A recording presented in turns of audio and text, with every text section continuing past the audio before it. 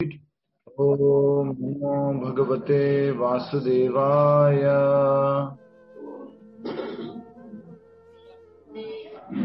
ओम नमो भगवते वासुदेवाय। ओम नमो भगवते वासुदेवाय। मुखं करोति वाचालं पंगुं लंघयते गिरिं कृपातमहं वन्दे श्रीगुरुदीनतारिणं परमानन्दमाधवं श्रीचैतन्यमीश्वरम्। हरे कृष्ण। आशा करता हूँ आप सभी तक आवाज आ रही है, आप लोग सुन पा रहे हैं। हरे कृष्ण। श्रीमद् भगवद गीता यथारूप अध्याय 5 समझने का प्रयास कर रहे हैं।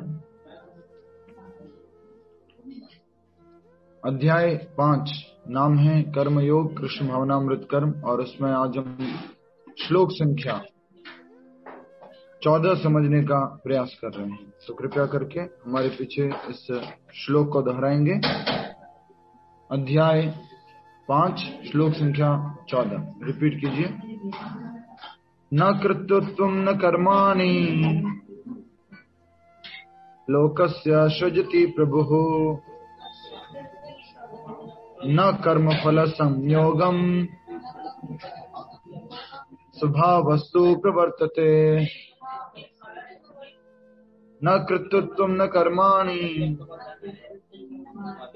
लोकस्य सृजति प्रभुः न कर्मफल संयोगम स्वभावस्तु प्रवर्तते। न कर्तृत्वं न कर्माणि लोकस्य सृजति प्रभुः न कर्मफल संयोगम स्वभावस्तु प्रवर्तते। आप में से एक जना उच्चारण कीजिए। विनोद अग्रवाल जी। यस, सभी लोग वीडियो ऑन करके बैठिए। साल का पहला दिन है 2022 का। हरे कृष्णा प्रभु जी। हरे न कर्तृत्वं न कर्माणि लोकस्य सृजति प्रभु न कर्म फल संयोगम स्वभावस्तु प्रवर्तते। बहुत ही सुंदर उच्चारण। हरि बोल। शब्दार्थ हमारे साथ साथ उच्चारण करेंगे सभी भक्त लोग। न नहीं, कृत्वत्वम कर्तापन या स्वामित्व को, न तो कर्माणि कर्मों को, लोकस्य लोगों के, सृजति उत्पन्न करता है, प्रभु शरीर रूपी नगर का स्वामी, न तो कर्मफल कर्मों के फल से, संयोगम संबंध को, स्वभावः प्रकृति के गुण, तू लेकिन, प्रवर्तते कार्य करते हैं। इस श्लोक में जो है आप शब्द संस्कृत शब्दों को लेंगे वो है सृजति प्रभुः। सृजति प्रभुः, सृजति का मतलब क्या होता है? उत्पन्न करना। प्रभु शब्द जो आप सब लोग, हम एक दूसरे को एड्रेस करने के लिए भी बोलते हैं, तो वो शब्द प्रभु हम उपयोग करते हैं। प्रभु का मतलब क्या हो गया? हाँ, प्रभु, मास्टर, स्वामी। आप बोलते हैं सभी लोग कि प्रभु जी हरे कृष्णा। उसका अर्थ क्या है? आप आगे वाले को, उस व्यक्ति को आप सम्मान दे रहे हैं कि आप हमारे से बड़े हैं और हम आपसे ये इस संदेश को समझने का प्रयास कर रहे हैं। जो प्रभु सुन रहा है वो व्यक्ति के मन में क्या भाव रहता है? वो मुक्त व्यक्ति के मन में भाव रहता है कि मैं भगवान का दास हूँ, और आगे वाला व्यक्ति जो है भगवान का अंश है और उसके हृदय में परमात्मा का निवास है, तो उस परमात्मा को वो प्रणाम करता है। ये हमेशा आपको याद रखना है कि एक तरफ से नहीं होना है कि ओनली अपना अपना, यस मैं प्रभु हूँ, आप सभी लोग मेरे को प्रभु बोल रहे तो मैं प्रभु हूँ। दूसरा भी भाव होना चाहिए मन में कि आगे वाला व्यक्ति जो सुन रहा है या जिसको आप हरे कृष्ण कह रहे हैं उसको भी आप परमात्मा के अंश के रूप में दर्शन करते हैं, देखते हैं। ठीक है। तो आज एक शब्द है सृजति प्रभुः। सरकास्टिक कमेंट क्या होता है, कौन बताएगा? सरकाइज्म, सरकास्टिक, बताइए। प्रभु जी, किसी को प्यार से टोंट कसना। प्यार से टोंट कसना, वाह, प्यार से टोंट कसना, अच्छा है। प्यार से कुछ ऐसा बोलना जिससे कि उस व्यक्ति को डायरेक्ट नहीं बोलना, इनडायरेक्ट वे में बोलना, ठीक है। तो भगवान श्री कृष्ण अर्जुन को आज, भगवान श्री कृष्ण आज अर्जुन को बोल रहे हैं, क्या बोल रहे हैं? प्रभु। वैसे तो रियल प्रभु कौन है? भगवान श्री कृष्ण है, लेकिन अर्जुन को भगवान बोल रहे हैं प्रभु। किस रूप में बोल रहे हैं? एटलीस्ट तुम प्रभु हो। किसके प्रभु हो? किसके प्रभु हो? शरीर के प्रभु हो। नव द्वारे पूरे देही। और वास्तव में शरीर के प्रभु भी नहीं हो, अल्टीमेटली तो शरीर के भी प्रभु नहीं है अर्जुन, जो पिछले श्लोकों में हम समझ चुके हैं। शरीर के भी स्वामी कौन है? भगवान कृष्ण है। फिर भी अगर अर्जुन तुम समझते हो कि तुम शरीर के स्वामी हो, ये 9 द्वार वाली सिटी कल हमने समझी थी, 9 गेट है इस शरीर के अंदर। 2 आंखें, 2 नाक, 2 कान, एक मुख और एक जनेंद्रिय द्वार और एक गुदा द्वार, मल द्वार। तो ये 9 गेट है इस सिटी के अंदर। और इस सिटी के अंदर कौन रहता है बताइए? इस सिटी के अंदर कौन रहता है? हम रहते हैं, आत्मा रहती है इसके अंदर, इस सिटी के अंदर, 9 द्वार वाली सिटी के अंदर, इस शहर के अंदर। यस, आगे समझने का प्रयास करेंगे अनुवाद और तात्पर्य से। अनुवाद श्रील प्रभुपाद जी द्वारा। श्रील प्रभुपाद की जय। प्लीज दोहराएंगे। शरीर रूपी नगर का स्वामी देहधारी जीवात्मा न तो कर्म का सृजन करता है, न लोगों को कर्म करने के लिए प्रेरित करता है, न ही कर्म फल की रचना करता है। यह सब तो प्रकृति के गुणों द्वारा किया जाता है। तो यहाँ पर हम समझ रहे हैं पिछले 2-3 श्लोकों से कि सीरीज चल रही है। इस सीरीज का काम है, इस सीरीज का कह सकते हैं टाइटल है कर्ता कौन है। अल्टीमेटली डूअर कौन है, कर्ता कौन है, ऐसा करके ये सीरीज चल रही है। पिछले श्लोक में हमने देखा था 9 द्वार वाले इस शहर में रहने वाली जीवात्मा प्रकृति को अपने वश में कर लेता है और मन से समस्त कर्मों का परित्याग कर देता है। वह 9 द्वारों वाले नगर भौतिक शरीर के बिना कुछ में बिना कुछ किए कराए सुख पूर्वक रहता है। तो पिछले श्लोक में हमने समझा कि एक्चुअली जो सोचने वाला है, विचार करने वाला है, वो कौन है?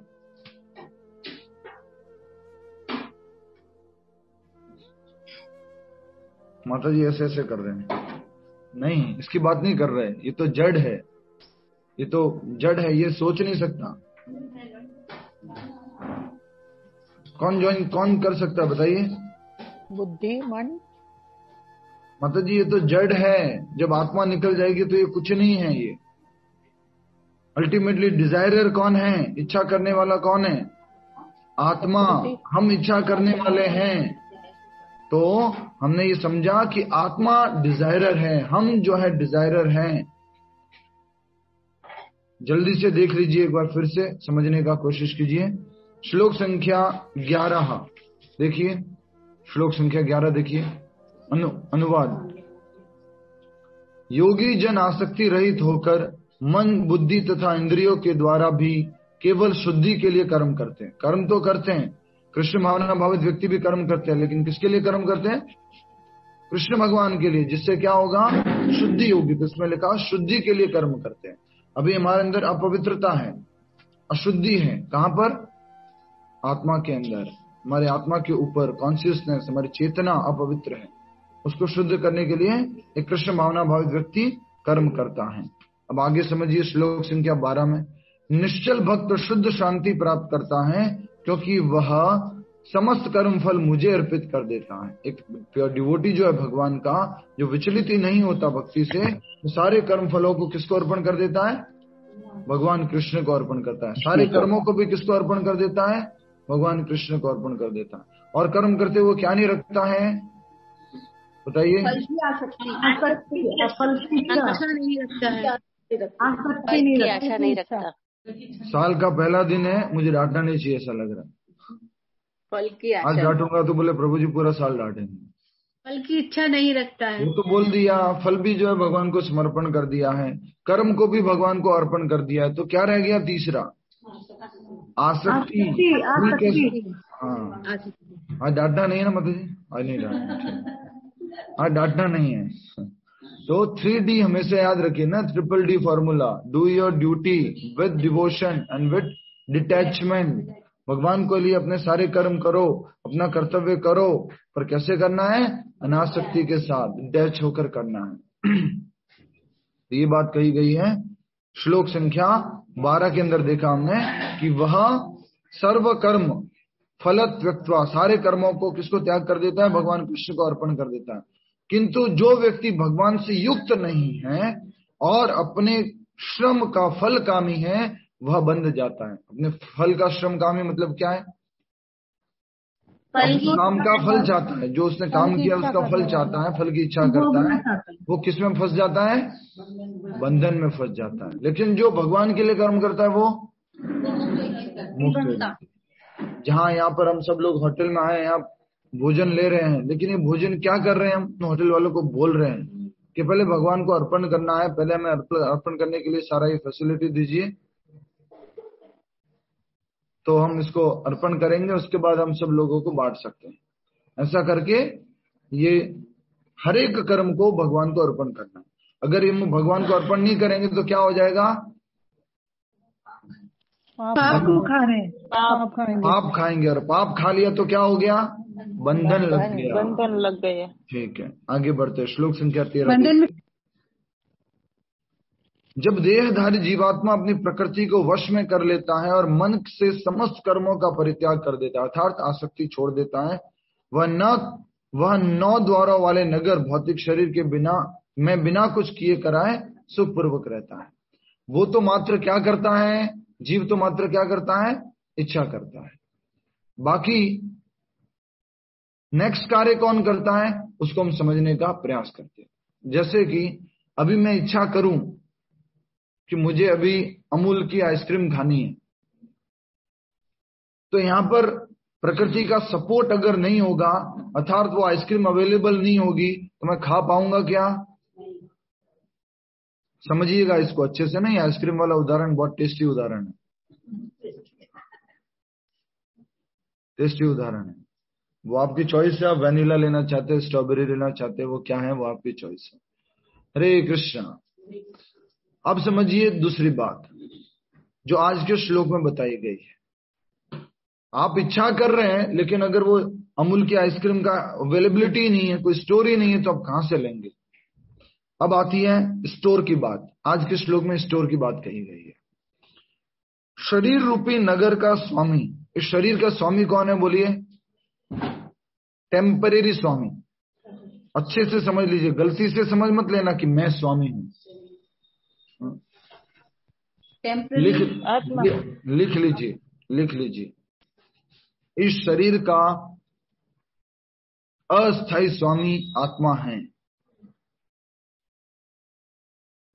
इस शरीर का अस्थायी स्वामी आत्मा है।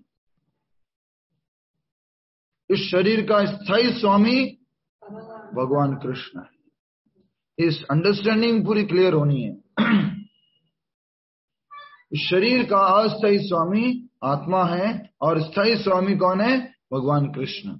फिर से रिपीट कर रहा हूं मैं, इस शरीर का स्थायी स्वामी आत्मा है और अस्थायी स्वामी भगवान कृष्ण है। ठीक है, नेक्स्ट आगे बढ़ते हैं।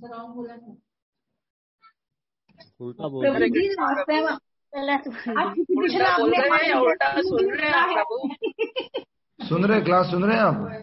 इतनी देर टाइम लगी आपको बताने में? हमारे आराम से सब लोग सामने बैठे बैठे सुन रहे हैं, सब सही चल रहा है। प्रभु जी उल्टा बोल दिया, लास्ट रिपीटेशन आपने उल्टा किया है प्रभु जी। यस, तो ध्यान से सुनिए थोड़ा। साल का पहला दिन है, अच्छे से सुनिए, मैं डांटूंगा नहीं तो अच्छा। अर्जुन को जैसे भगवान बोल रहे ना, ऐसे तो मैं बोल सकता हूँ, प्रभु, हे अर्जुन, प्रभु तुम तो इस शरीर के मालिक हो, ऐसा करके भगवान बोलते हैं।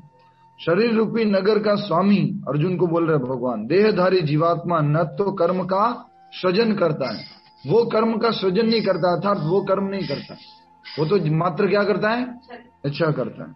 न लोगों को कर्म करने के लिए प्रेरित करता है, आत्मा किसी को प्रेरित नहीं करती है कि तुम ऐसा कर्म करो, ठीक है। नेक्स्ट, न ही कर्म फल की रचना करता है, कर्म फल को रचना करना मतलब बनाना, कर्म फल को कौन नहीं बनाता है, आत्मा नहीं बनाता है, ठीक है। न ही कर्म फल की रचना करता है, यह सब तो प्रकृति के तीनों गुणों द्वारा किया जाता है। ये श्लोक हम पहले भी समझ चुके हैं। कशिका जी आप एक्टिव हैं? हरे कृष्णा। कशिका जी? यस प्रभु। देखिए ना, लोग एडमिट में वेट कर रहे हैं, आप कहीं बाहर हैं? नहीं प्रभु। देख लीजिए, थोड़ा एडमिशन में लोग खड़े हुए हैं, पूनम मखीजा जी, रेणुका जी, हरे कृष्ण।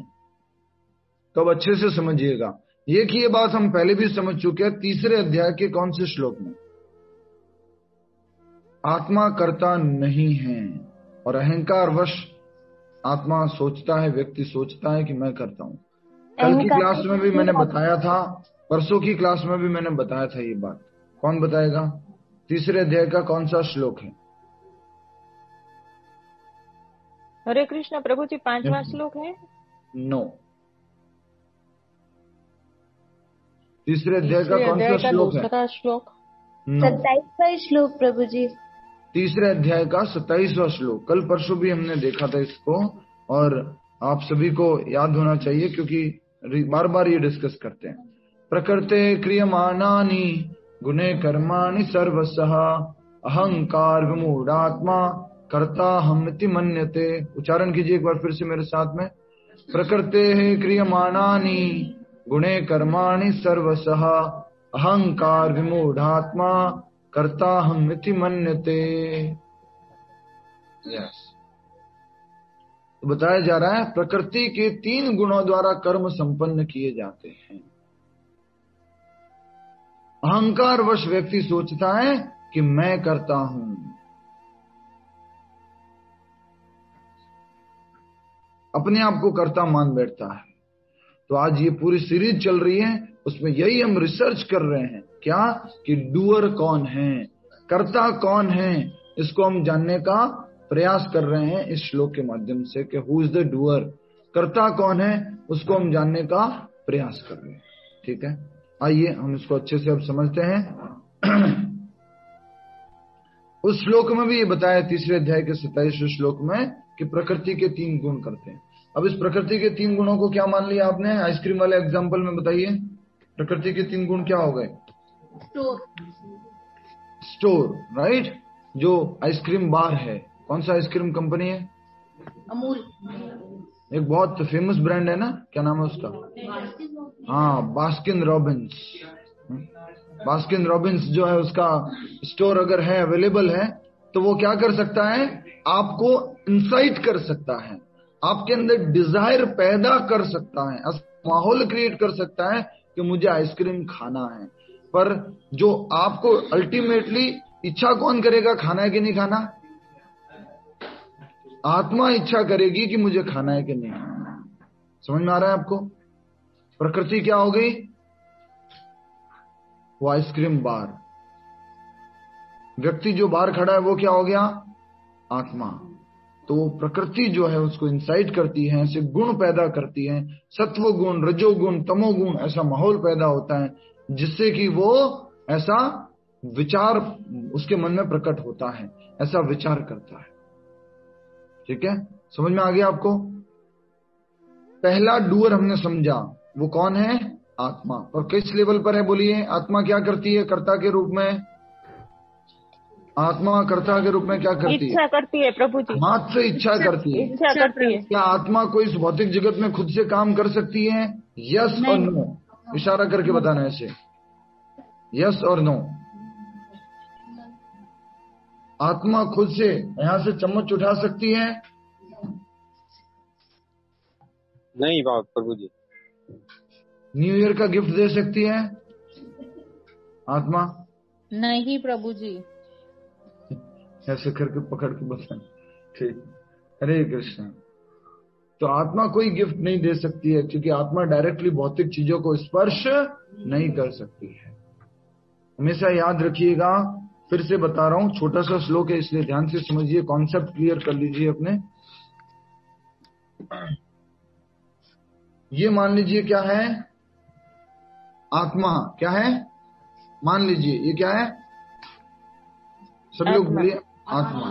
ठीक है, बाकी लोग ऑनलाइन वाले म्यूट रखिएगा, ऑफलाइन में हमारे साथ डिवोटी जुड़े हुए। ये आत्मा है, और ये मान लीजिए क्या है, भौतिक प्रकृति। क्या है, भौतिक प्रकृति। मान लीजिए ये घर है, ये टेबल है, ये कुर्सी है, ये रसगुल्ला है, ये समोसा है, ये कचौरी है, ये न्यू ईयर का गिफ्ट है जो आपको आत्मा को किसी ने दिया है। ये आत्मा डायरेक्टली इस भौतिक चीजों को स्पर्श नहीं कर सकती। आत्मा डायरेक्टली उसको स्पर्श नहीं कर सकती।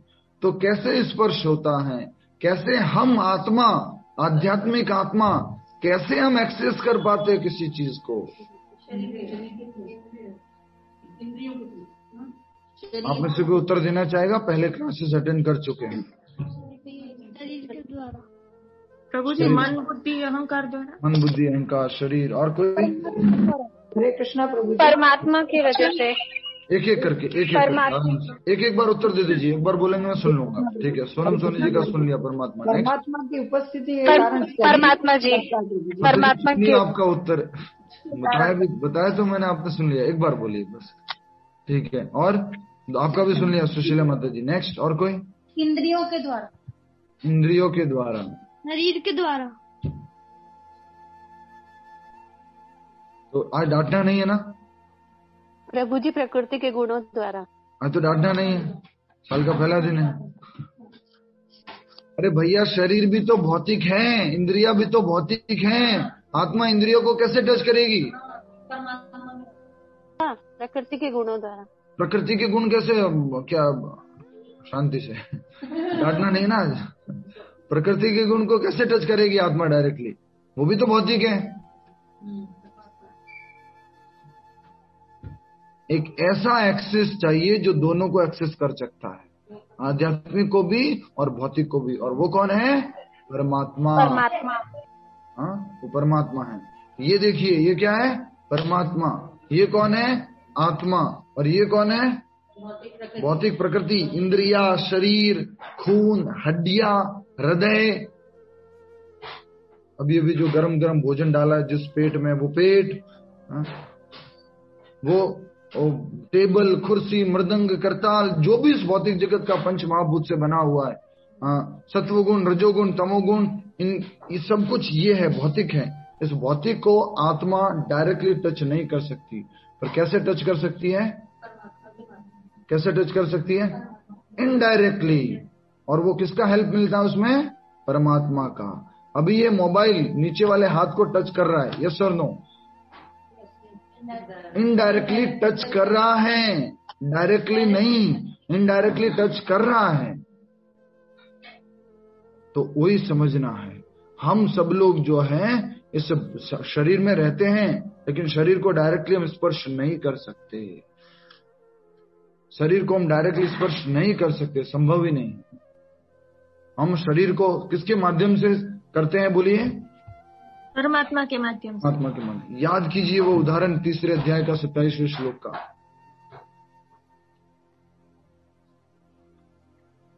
मैंने 3 अध्याय के 27वें श्लोक में कुछ नोट्स लिखवाए थे, आप प्लीज खोल लीजिए उसमें से। आप में से कोई डिवोटीज खोलिए, देखना चाहता हूं आपके नोट्स है कि नहीं है, लिखा क्या था। हरे कृष्णा। आप नोट्स खोलिए। आज थोड़ा सा कीर्तन अगर समय रहा तो करेंगे, नए साल के उस उपलक्ष्य में, अंग्रेजी नव वर्ष के उपलक्ष्य में। बोलिए 3 अध्याय के 27वें श्लोक से नोट्स। कर्ता कौन है? बोलिए ना माता जी, सुमन माता, बोलिए। माइक अनम्यूट करके बोलिए। माइक अनम्यूट करके बोलिए। हाँ, सुमन माता जी बोलिए ना। पूर्व कर्मों के अनुसार प्रकृति के कर्मों का फल देती है। मोहग्रस्त आश्वस्त रहता है, मैं शरीर अल्टीमेट कर्ता परमात्मा हूँ। ये लिखवाया था आपने। वास्तव में प्रकृति के तीनों गुणों द्वारा बोला जो मुझे चाहिए था। यह सुषमा शर्मा माता जी। क्या आत्मा अहंकार के प्रभाव से मोहग्रस्त होकर अपने आप को समस्त कर्मों का कर्ता मान बैठता है, जबकि वास्तव में वे प्रकृति के तीनों गुणों द्वारा संपन्न किए जाते हैं। बहुत सुंदर उत्तर दिया, पर आज डांटना नहीं है इसलिए बोल देता हूँ। मैं अपने नोट्स में से पूछ रहा हूँ, आप भगवत गीता का अनुवाद बोल रहे हैं। मैं ट्राई करूं प्रभु जी। यस माता जी बताइए। प्रभु जी, एक तो आपने ये लिखवाया था कि परमात्मा जो है भौतिक एंड आध्यात्मिक के संपर्क कर सकते हैं। वी डिजायर एंड परमात्मा निर्देश देते हैं प्रकृति को। आत्मा एंड बॉडी के बीच में परमात्मा है। बहुत सुंदर, हरि बोल। मैंने एक लाइन भी लिखवाई है अच्छे से, वो भी आत्मा इच्छा करता है। यस। कार्य संपन्न प्रवृत्ति करती है। परमात्मा सैंक्शन करता है। पूर्व कर्म के अनुसार हमें फल मिलता है। हरि बोल। चारों की चारों लाइनें वापस रिपीट कीजिए, सभी लोग सुनेंगे। ये चारों लाइनें करता परमात्मा है। सुप्रीम इच्छा कर, आत्मा इच्छा करते हैं। कार्य संपन्न प्रकृति करती है। परमात्मा सैंक्शन करती है। पूर्व कर्म के अनुसार हमें फल मिलता है। सुप्रीम ही करता है। आत्मा इच्छा क्यों करती है, उसका आपने जवाब ये लिखवाया था, अपने आप को शरीर माना इसलिए इच्छा करते हैं। बहुत सुंदर। गलत परिचय ले रखा है हम। जी जी, आपने चौथी लाइन में थोड़ा क्लियर नहीं किया, चौथी लाइन से ही पढ़िए। सुप्रीम वाली लाइन क्या बोली? पूर्व कर्म के अनुसार हमें फल मिलता है। उसके बाद सुप्रीम ही करता है। सुप्रीम ही करता है। Who is supreme? परमात्मा। पर क्लियरली नहीं लिखा है यहाँ। हाँ। बाकी सब क्लियर है। Supreme person Krishna is the ultimate doer. ठीक है, उसको अब हम समझ लेते हैं वापस से। हरे कृष्णा लिख लीजिए। आत्मा इच्छा करती है। प्रकृति कार्य संपन्न करती है।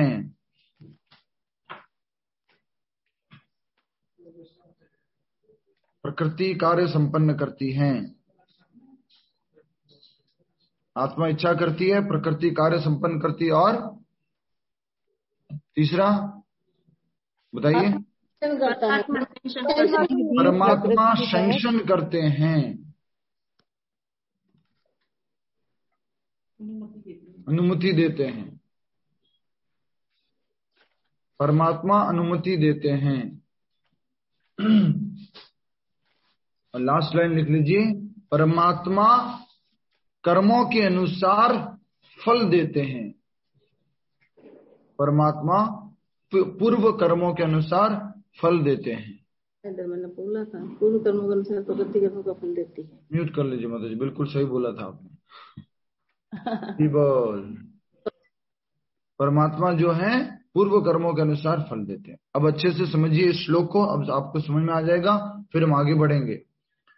शरीर रूपी नगर का स्वामी देहधारी जीवात्मा न तो कर्म का सृजन करता है, कर्म वो नहीं करता है, तो कौन करता है? न लोगों को कर्म करने के लिए प्रेरित करता है। आत्मा किसी को प्रेरित नहीं करती है कर्म करने के लिए, आत्मा आध्यात्मिक है। नेक्स्ट, न ही कर्म फल की रचना करता है, कर्म फल को भी वो नहीं बनाता है, आत्मा नहीं बनाती है। लास्ट में, यह सब तो प्रकृति के गुणों द्वारा किया जाता है। ये सारा का सारा काम कौन करती है? प्रकृति करती है। क्या क्या? कर्म करना, दूसरों को प्रेरित करना कर्म करने के लिए, और कर्म फल की रचना करना, ये सब कौन करता है? प्रकृति। अच्छे से समझ लीजिए। आइसक्रीम बार जो है, वो आइसक्रीम बार क्या करता है? कर्म करता है। आत्मा को चाहिए था, कर्म किसने किया? आइसक्रीम बार ने काम किया उसको भोगने के लिए। दूसरा, दूसरे लोगों को भी प्रेरित करता है कर्म करने के लिए। कैसे? दूसरे लोगों को प्रेरित करता है, प्रकृति प्रेरित करती है। आइसक्रीम बार प्रकृति है मान लीजिए, तो कैसे प्रेरित करती है बताइए? एटमॉस्फेयर क्रिएट करके, एटमॉस्फेयर क्रिएट करके, आसपास का वातावरण से। ठीक है, नेक्स्ट। नहीं, और कर्म फल की रचना करती है कौन?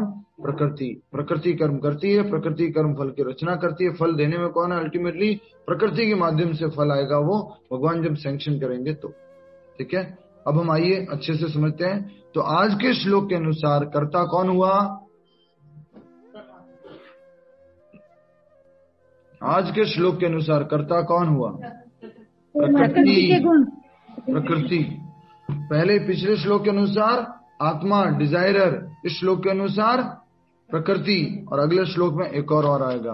अरे आत्मा भी कर्ता नहीं है, प्रकृति भी कर्ता नहीं है, तो कौन है कर्ता वास्तव में? वो आगे अगले श्लोक में आएगा। तात्पर्य श्रील प्रभुपाद जी द्वारा। जय श्रील प्रभुपाद।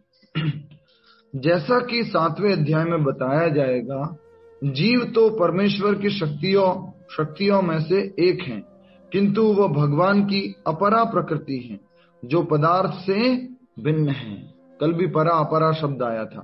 परा और अपरा क्या मतलब होता है? वंदना खांडेकर माता जी, परा और अपरा क्या होता है? माइक अनम्यूट करके बताइए।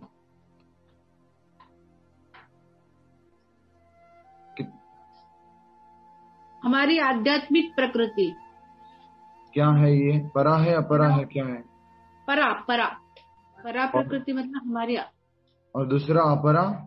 अपरा मतलब आध्यात्मिक रहित, भौतिक प्रकृति। कोई बात नहीं, अच्छा भौतिक प्रकृति, या सॉरी भौतिक प्रकृति। जी मंत्र जी। तो परा मतलब आध्यात्मिक, अपरा मतलब भौतिक। तो ये शरीर जो है वो अपरा है, और आत्मा क्या है? परा है। हमने दूसरे अध्याय में इस बात को अच्छे से समझा था। आत्मा परा है, सच्चिदानंद है, लेकिन शरीर क्या है? परा है, प्रकृति। बिल्कुल सही बोला माता जी, बहुत अच्छा सुन रहे हैं आप, बाकी सब तो चल रहे हैं। शरीर क्या है? अपरा है। आत्मा क्या है? परा है। अभी मैंने उल्टा बोला तो फिर आपने पकड़ा ही, माता जी ने पकड़ लिया। हरि बोल। 7वें अध्याय में बताया जाएगा कि ये शरीर भी भगवान की क्या है? शक्ति है। कौन सी शक्ति है भगवान की? ये शरीर अपरा शक्ति है। और उसमें क्या क्या आता है? पंच महाभूत। कौन कौन से हैं? भूमि, राप, नल, वायु, ये 5 तत्व आते हैं। खम मनो बुद्धि रे बच्चा, अहंकार इतियम में। और क्या क्या आता है? मन, बुद्धि और अहंकार। तो प्रकृति के अंदर क्या क्या आता है? भौतिक प्रकृति के अंदर, अपरा के अंदर क्या क्या आता है? पंच महाभूत, अर्थात की स्थूल शरीर,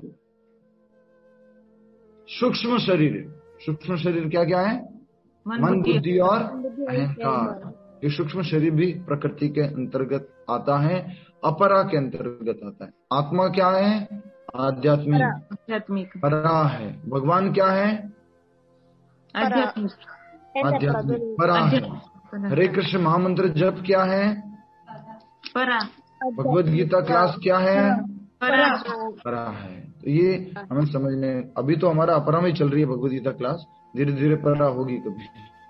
इसमें जो ज्ञान है, भगवद गीता जो है वो परा है, लेकिन हम जो समझ रहे हैं वो भी अपरा में। कभी कभी सत्व गुण से प्रभावित रहती है हमारी क्लास, कभी कभी रजोगुण से प्रभावित रहती है, कभी कभी तमोगुण से भी प्रभावित रहती है। यस और नो?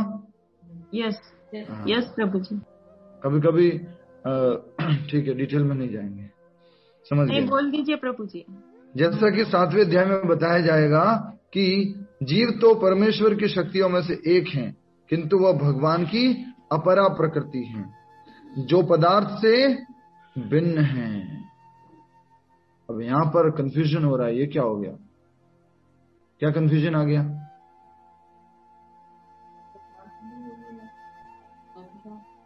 कुछ कंफ्यूजन है यहाँ पर? मतलब इंग्लिश में क्या लिखा है? पढ़िए।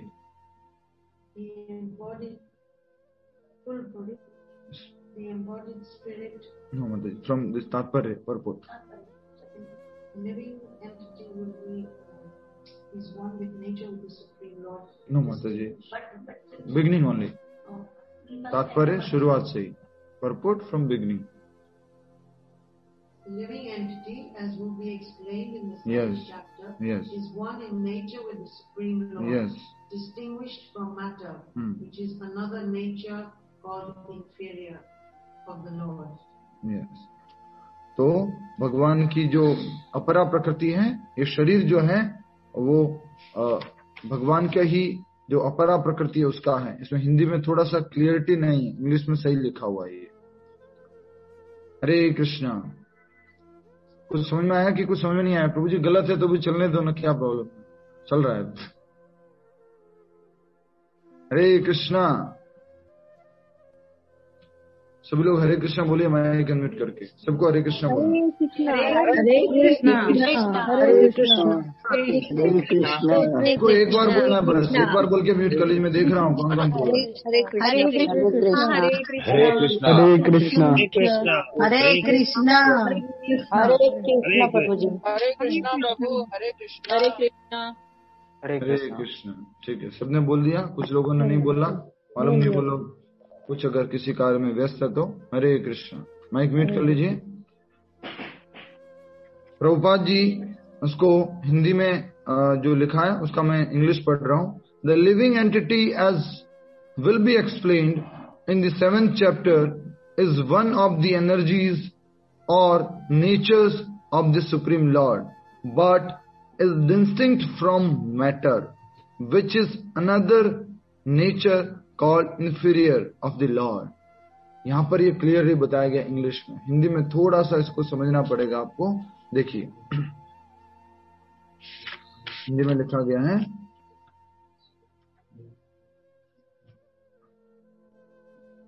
जैसा कि 7वें अध्याय में बताया जाएगा, जीव तो परमेश्वर की शक्तियों में से एक है। परमेश्वर की 2 शक्तियां कौन कौन सी?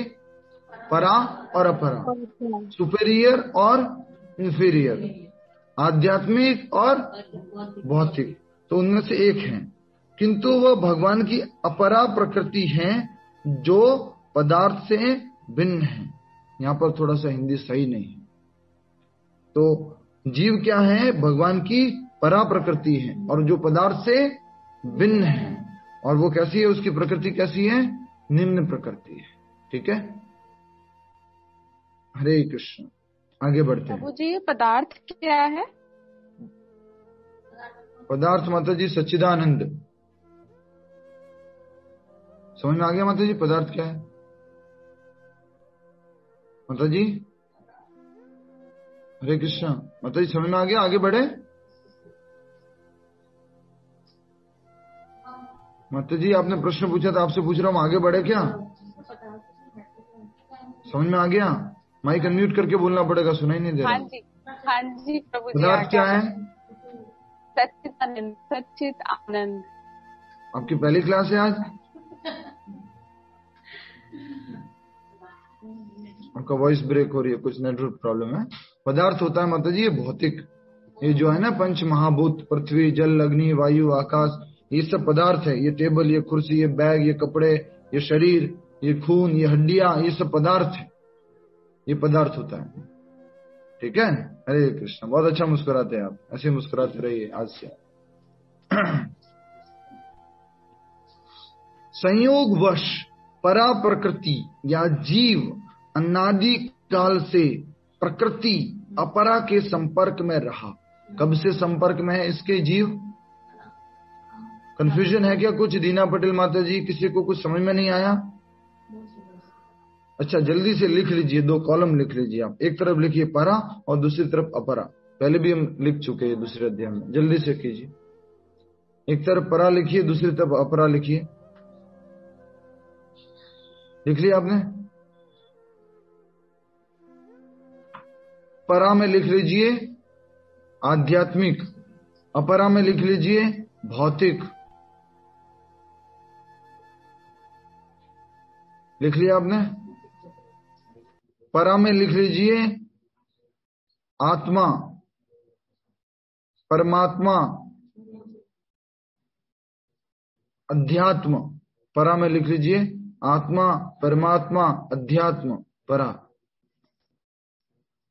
हरे कृष्ण महामंत्र परा, भगवद गीता परा, भागवतम परा,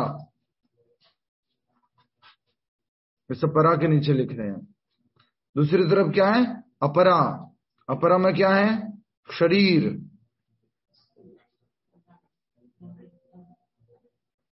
और फिर आगे आप ऐड कर सकते हैं घर, गाड़ी, धरती, आकाश, मन, बुद्धि, अहंकार, ये सब क्या है? अपरा। समझ में आ गया आपको? हरे कृष्णा। ऑल 105 डिवोटीज, आपको अच्छे से समझ में आना चाहिए। आज साल की, नए साल की, जो कि अंग्रेजी नया साल है, उसका पहला दिन है, तो आपको अच्छे से, ये पहली क्लास है आज, अच्छे से समझना चाहिए। नहीं समझ में आया तो पूछिएगा और फिर हम उसको उत्तर भी देंगे आपको। खाली मैं क्लास में डांटना, बोलता जाता हूँ, डांटता कम हूँ, ठीक है? अरे प्रभु जी एक चीज और ऐड कर सकते हैं, सुपीरियर और इंफीरियर। यस, वो मतलब अंग्रेजी में हो गया ना। अंग्रेजी में तो फिर सारी चीजें बोल सकते हैं, बॉडी, सोल, और भी ऐड कर दो फिर, ठीक है? नेक्स्ट, आगे बढ़े। हरे कृष्णा प्रभु जी। जी प्रभु जी, आपने अभी ये कहा था कि जो आत्मा है वो परा है और जो भौतिक प्रकृति वो अपरा है, लेकिन आपने ये भी कहा था ना कि निम्न, जो जीव है वो निम्न कैसे हुआ? शरीर। अच्छा, शरीर, ठीक है, आगे बढ़ते हैं। संयोगवश, यस बोलिए।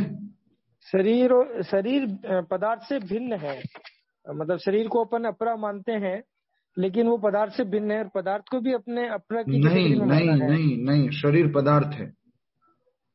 शरीर भी अपरा है, शरीर भी अपरा है और पदार्थ भी अपरा है। पदार्थ भी अपरा है। अपने हिंदी ट्रांसलेशन की जो सेकंड लाइन है उसमें गलत है, उसको मैंने सही करवाया है। अभी ठीक है सर, मैंने अभी भी सही करवाया है। क्या लिखवाया है? जीव तो परमेश्वर की शक्तियों में से एक है, किंतु वह भगवान की परा प्रकृति है जो पदार्थ से भिन्न है। तो इसको हटा दें, जो पदार्थ से भिन्न है। अपरा को परा कीजिए ना। अच्छा, अपरा को जाना क्यों है? ठीक है, ठीक, थैंक यू। हरे कृष्णा। हरि बोल।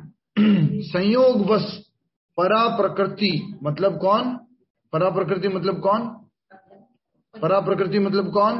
आध्यात्मिक प्रकृति। नहीं, परा प्रकृति मतलब कौन? आत्मा। आत्मा। राधा रानी आ गए। राधे जय जय माधव धैते गोकुल तरुणी मंडल महिते। पूरा सीधा एडवांस कोर्स में चलता है, छोटा मोटा भगवद गीता वगैरह क्या। संयोगवश परा प्रकृति, परा मतलब कौन? आत्मा या जीव अनादि काल से प्रकृति अर्थात अपरा के संपर्क में रहा। अनादि काल से जीव किसके संपर्क में है? भौतिक प्रकृति के संपर्क में। जिस नाशवान शरीर या भौतिक आवास को वह प्राप्त करता है, वह अनेक कर्मों और उनके फलों का कारण है। ये शरीर किसको मिलता है? किस कारण से मिलता है? पूर्व जन्मों के कर्मों के कारण। कर्मों के कारण मिलता है, पूर्व जन्म के कर्मों के कारण मिलता है। कर्मों के कारण ये शरीर मिलता है। तो कहा जा रहा है जिस नाशवान शरीर या भौतिक आवास, आवास मतलब क्या होता है? घर। शरीर आत्मा के लिए क्या है? ये कौन सा है? कितना बड़ा घर है ये? रहने की जगह। क्या बात, 9 द्वारों का घर। पहली क्लास में इतना आगे बढ़ गया। 9 द्वारे 9 द्वार पूरे देही, पूरी बड़ी सिटी है, उस सिटी के अंदर आत्मा रहती है। इतना बड़ा घर है ये। तो जिस नाशवान शरीर, शरीर कैसा है? नाशवान। तो और आत्मा कैसी है? शाश्वत। तो परा और अपरा प्रकृति की तरफ 2 और लिख लीजिए। परा और अपरा में परा जो होता है वो कैसा होता है? शाश्वत। अपरा कैसा होता है? अशाश्वत, नाशवान। और लिख सकते हैं आप, परा होता है सच्चिदानंद, अपरा क्या होता है? असत, अचिद, निरानंद। माता जी रोटी बनाते हुए लिख रही है, सब कुछ माइंड में जा रहा है। गुड माता जी, हरि बोल। सॉरी प्रभु जी, परा है सच्चिदानंद और अपरा क्या है? असत, अचित एंड निरानंद। परा शाश्वत होता है, अपरा नाशवान होता है, अशाश्वत होता है। परा सच्चिदानंद है, सत चिद अनानंद। सत चिद एंड आनंद, इस शब्दों को भी देख सुन लीजिए। सत चिद एंड आनंद, उसका अपोजिट अपरा है असत, अचित एंड निरानंद। ठीक है, आगे। यस, कुछ बोलना है किसी को? जिस नाशवान शरीर या भौतिक आवास को वह प्राप्त करता है, कौन प्राप्त करता है? जीव। कौन? आत्मा प्राप्त करता है। वह अनेक कर्मों और उनके फलों का कारण है। उन कर्मों के फलों का कारण ये क्या है? ये शरीर है। आपको स्त्री का शरीर मिला है, किसी को पुरुष का शरीर मिला है, किसी को जानवर का शरीर मिला है, किसी को काला शरीर मिला है, किसी को गोरा शरीर मिला है। ये सब किसका परिणाम है? कर्मों का। ठीक है, नेक्स्ट। ऐसे बद्ध वातावरण में रहते हुए मनुष्य अपने आप को अज्ञानवश शरीर मानकर शरीर के कर्म फलों को भोग करता है। व्यक्ति किस कारण से अपने आप को शरीर मानता है? ज्ञानवश। ज्ञानवश। अज्ञानवश। अज्ञानवश तो लिखा हुआ है, सभी लोग समझ रहे, आशा करता हूं मैं। नहीं समझ में आया तो हरेक को पूछने का अधिकार है। ऐसे बद्ध वातावरण में रहते हो। बद्ध वातावरण कौन सा है? बोलिए। भौतिक प्रकृति के 3 गुण। प्रकृति के आसपास का वातावरण। बंधन प्रभु जी, इसका कौन सा बंधन? मेरे तो कोई बंधन नहीं है, फ्री बैठा हूँ। भौतिक बंधन लगा हुआ ही नहीं है मेरे तो, फ्री बैठा हूँ। कौन सा बंधन है? हाँ जी, कौन सा बंधन? जन्म मृत्यु का बंधन। प्रभु जी कोई बंधन नहीं है कि बंधन है, ये बंधन तो वो वाला बंधन। प्रभु जी ये गुणों का, ये जो 3 गुण है उनका क्रिया, सबसे पहला बंधन है शरीर का। कहाँ चले जाते? बस यही तो प्रॉब्लम है, हम अपने आप को शरीर मान बैठते बस हर बार। इसके ऊपर कुछ बंधन है। अरे भैया आप अंदर हो, उसके ऊपर ये बंधन है। शरीर आप अंदर है, उसके ऊपर ये बंधन है। आप जैसे ही बंधन बोला जाता है कुछ बाहर की सोचने लग जाते हो, कहीं और का। सबसे पहला बंधन ये शरीर है, और शरीर भी क्यों मिला है? अपने ही कर्मों के कारण। तो ये बंधन है। और प्रकृति के 3 गुणों से भी बंधन है। वो किसका? ये शरीर बंधा हुआ है। किससे? प्रकृति के 3 गुणों से बंधा हुआ है। प्रकृति के 3 गुणों के अंतर्गत हम क्या करते हैं? कर्म करते हैं, राइट। अभी हम जस्ट उदाहरण के लिए बता रहे हैं, नाम नहीं लेना चाहिए। अभी हम 2 लोग एक जगह सोमनाथ मंदिर दर्शन करने के बाद बैठे हुए थे। हम अपना वो टेम्पो ट्रेवलर और बस ढूंढ रहे थे, मिल ही नहीं रहा था। पार्किंग में क्या हमने कहाँ खड़ा कर दिया था। घूम फिर के आकर के परेशान होके कहीं पर आकर के बैठ गए।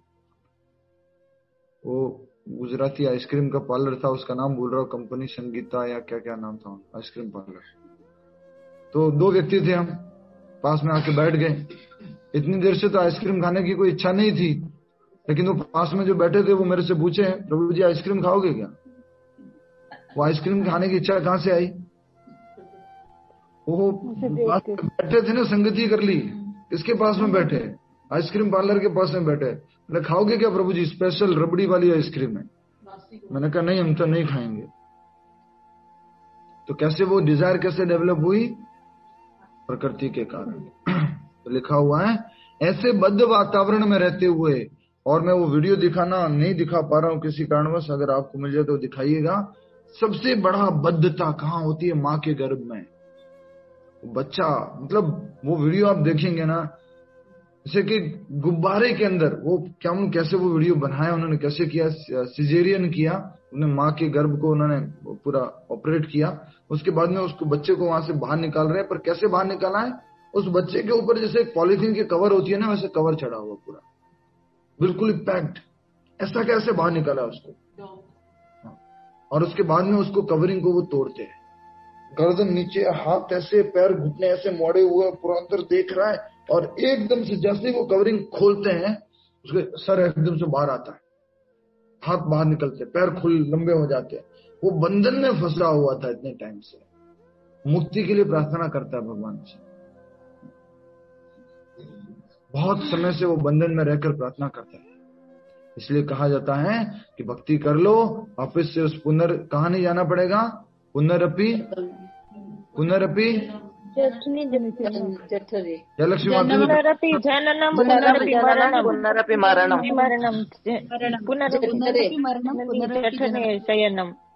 माता जी, हरे कृष्णा। कहाँ ध्यान है आपका? पुनरअपि क्या बातें चल रही है?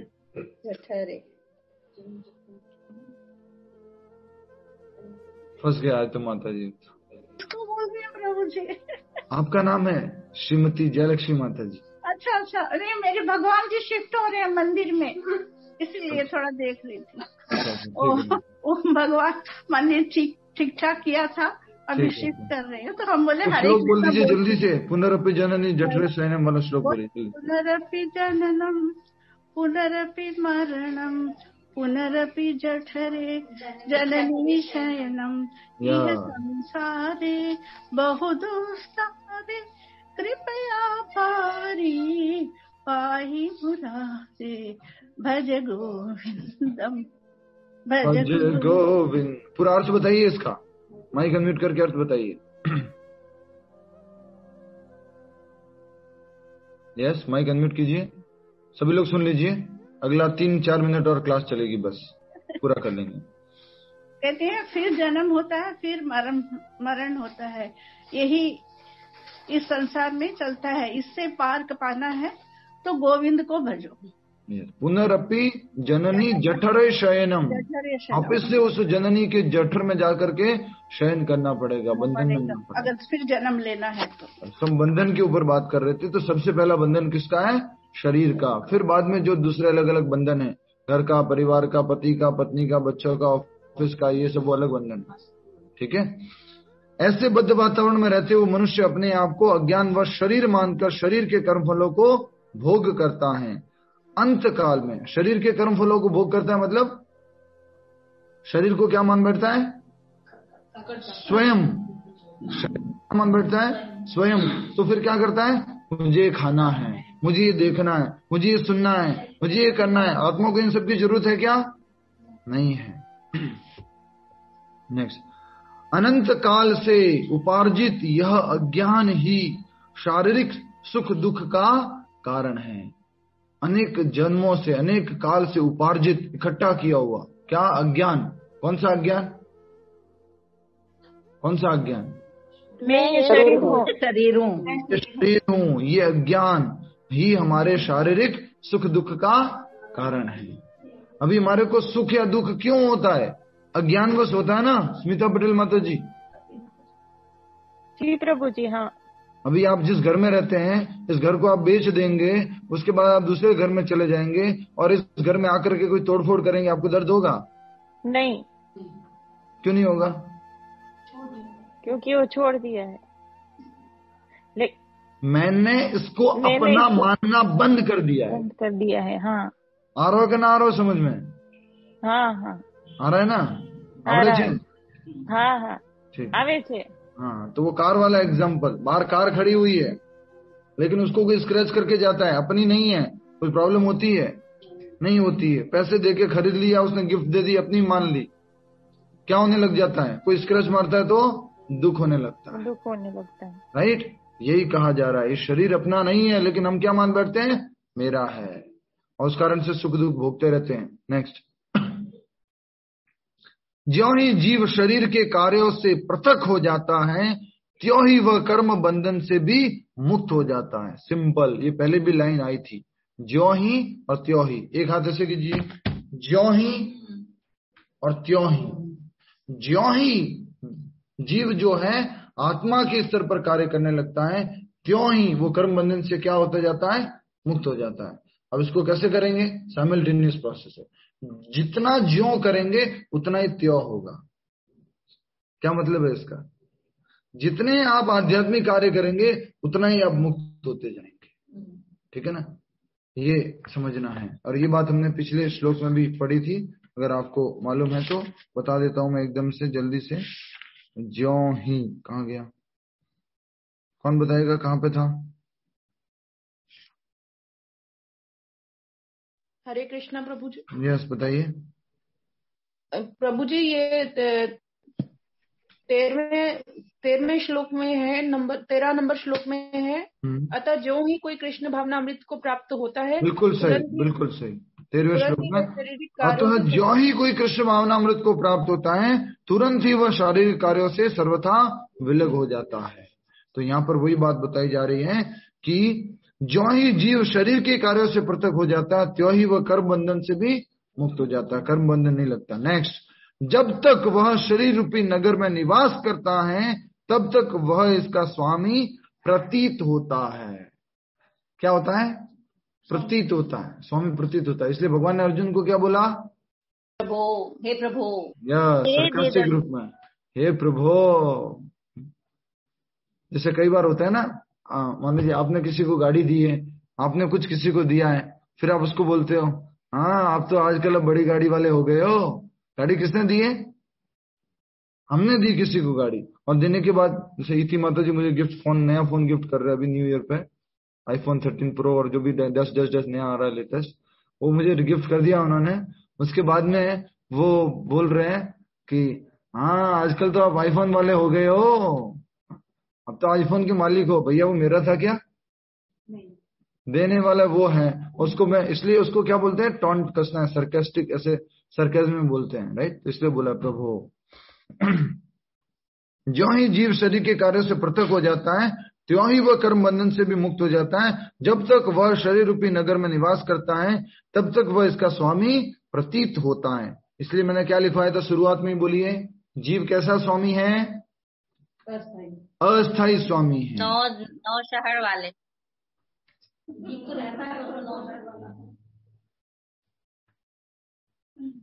9 शहर वाला क्या होता है? मतलब 9 गेट वाला तो सुना है, ये 9 शहर वाला क्या? सॉरी प्रभु जी। प्रभु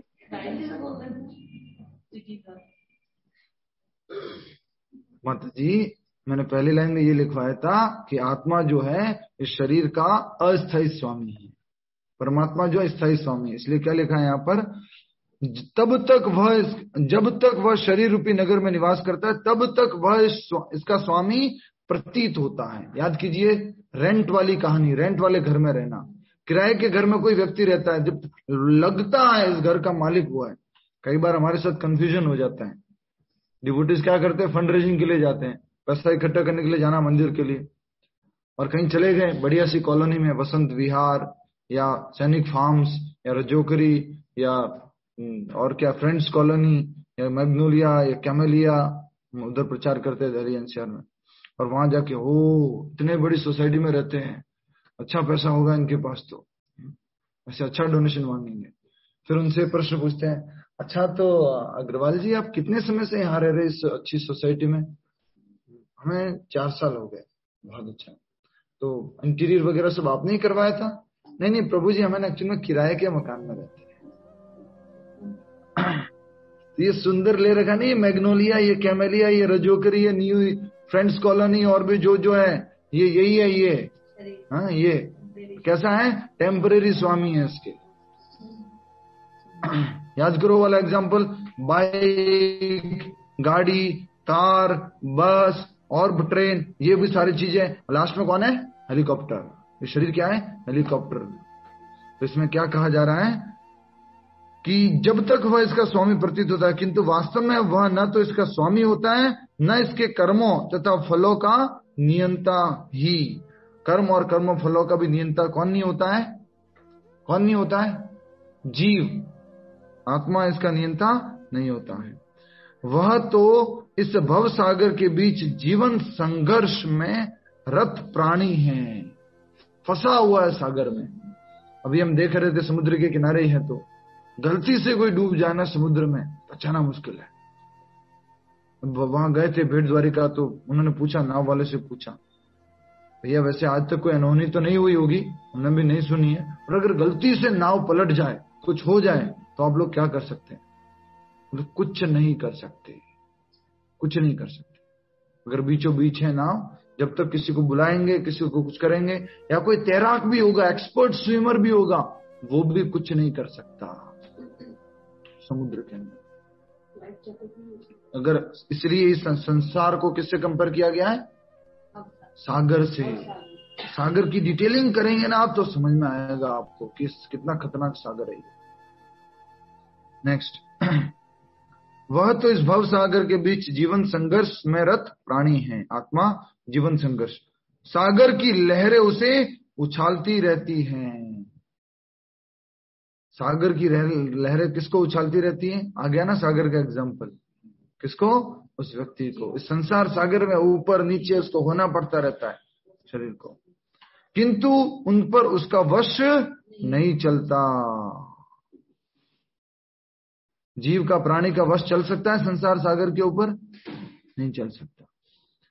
उसके उद्धार का एकमात्र साधन है कि दिव्य कृष्ण भावनामृत द्वारा समुद्र के बाहर आए। इसी के द्वारा समस्त अशांति से उसकी रक्षा हो सकती है। समुद्र से फिर कौन बाहर निकाल सकता है? बोलिए। जो समुद्र से बाहर है, जो समुद्र में फंस ही नहीं सकता, वो व्यक्ति हमें समुद्र से बाहर निकाल सकता है, संसार से बाहर निकाल सकता है। और वो व्यक्ति कौन है? श्रील प्रभुपाद, प्रमाणिक गुरु हमें निकाल सकते हैं संसार सागर से। वो इस संसार सागर में नहीं फंसते हैं। हम तो छोटी छोटी चीजों में फंस जाते हैं, अच्छे अच्छे डिटर्मिनेशन फेल हो जाते हैं। कितने लोगों ने कल रात को डिसाइड किया था, ओहो कल से स्वीट नहीं खाऊंगा, 1 तारीख है, पहला दिन। आज जैसे बूफे लगा यहाँ पर, ये तो महाप्रसाद है ना, खा लो, क्या प्रॉब्लम है। ये संसार सागर में गोते खाता रहता है, खाता रहता है, खाता रहता है। प्रभु जी आज 2 बुक्स ली हैं, कृष्णा और एक केवली रामायण। यस मैम, बहुत सुंदर, बहुत सुंदर। क्षीर सागर भी तो सागर, भगवत रूपी ज्ञान रूपी सागर। जी माता जी, भगवत का ज्ञान रूपी सागर, क्षीर सागर। ठीक है, समझ में नहीं आएगा बाकी लोगों को आपने जो बोला। हरे कृष्ण। आशा करता हूँ आपको समझ में आया। अब हम आगे बढ़ते हैं नाम जप की तरफ, और उसके बाद में आपका कोई प्रश्न उत्तर तो वो करेंगे प्रैक्टिकल पॉइंट। कर्ता जो है वो प्रकृति है, आत्मा कर्ता नहीं है। आत्मा क्या है? इच्छा करने वाला। और प्रकृति क्या है? उस कर्म को संपन्न करने वाला। ठीक है। हरे कृष्ण। आगे बढ़ेंगे, कल के श्लोक में और आएगा प्रकृति भी करता नहीं है। तो अरे प्रकृति भी करता नहीं है तो कौन करता है? ये और अच्छे से समझ में आएगा आपको। हरे कृष्णा।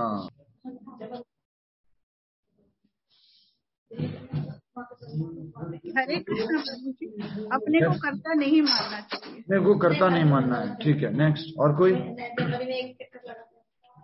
प्रकृति के द्वारा यस बोलिए। हरे कृष्ण प्रभु जी, जो ही जीव शरीर के कार्य से पृथक हो जाता है त्यों ही वे कर्म बंधन से मुक्त होता जाता है। यस, तो कृष्ण भावनामृत में हम अगर लगते जाएंगे तो कर्म बंधन से मुक्त होंगे। ठीक है, नेक्स्ट। हरे कृष्ण प्रभु जी, परमात्मा ही हम दोनों शरीर और आत्मा के बीच को जोड़ने वाला बंधन है। मतलब ये नॉलेज है, नॉलेज नहीं पूछ रहा हूँ मैं, प्रैक्टिकल पॉइंट्स पूछ रहा हूँ। तो हमें कभी भी कर्ता नहीं मानना है। हमें मालूम रहना चाहिए कि जो मैं कर्म करने के बारे में भी सोच रहा हूँ वो भगवान की सहायता से होता है। बिना भगवान की सहायता से, बिना भगवान के सैंक्शन से नहीं हो सकता। नेक्स्ट। हाँ प्रभु जी, हरे कृष्णा प्रभु जी, हमें भगवान की पराशक्तियों के साथ जुड़ के रहना चाहिए। हमें भगवान की पराशक्ति के साथ जुड़ के रहना चाहिए।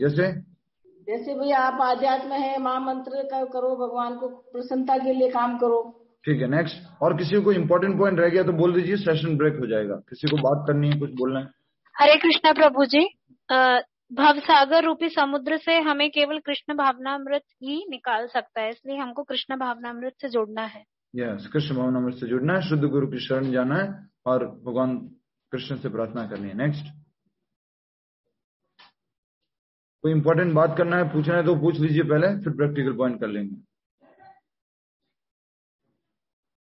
हरे कृष्ण प्रभु जी, आपको नव वर्ष की शुभकामनाएं।